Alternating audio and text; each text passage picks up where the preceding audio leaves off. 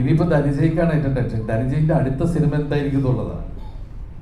ഈ സിനിമ ഇപ്പൊ നമ്മൾ ലാലേട്ടനെ ഏറ്റവും കൂടുതൽ എങ്ങനെ കാണാൻ ആഗ്രഹിച്ചു, അങ്ങനെ നമ്മൾ ചെയ്തിട്ടുണ്ട്. ഇപ്പൊ നമ്മുടെ ഈ വേറെ കുറച്ച് സിനിമയിലെ ചിന്തകളൊക്കെ ചിലപ്പോൾ അതിൽ വന്നിട്ടുണ്ടാവാം. അതുപോലെ എല്ലാ ആർട്ടിസ്റ്റുകളുടെയും ഓരോ സെക്കൻഡിലും പുതിയ പുതിയ കാര്യങ്ങൾ നടക്കുന്നു. ഈ സിനിമയ്ക്ക് പ്രെഡിക്റ്റ് ചെയ്യാൻ പറ്റാത്തൊരു അവസ്ഥ ഉണ്ടായിരുന്നു, മനസ്സിലായില്ലേ? അപ്പൊ അതൊക്കെ ഗംഭീരമായിട്ട് വർക്കൗട്ടായി.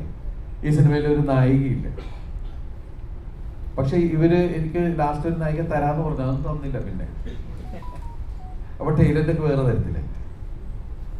എന്തായാലും എനിവേ നമ്മളെ സംബന്ധിച്ച് ഈ പറയണ 10 ദിവസം, ഇപ്പൊ നമ്മുടെ സിനിമകൾ വന്ന 10 ദിവസം കൊണ്ട് വരുന്ന കളക്ഷൻ 3 ദിവസം കൊണ്ട് വന്ന് കയറുക എന്ന് പറഞ്ഞ പോലെ അത്രയും അധികം ആളുകൾ ഇത്രയും വൈഡ് റിലീസ്. ഞാൻ പറഞ്ഞില്ലേ, ഞാൻ അഭിനയിച്ചാൽ ഏറ്റവും കൂടുതൽ റിലീസ് സംഭവിച്ച ഒരു സിനിമയാണിത്.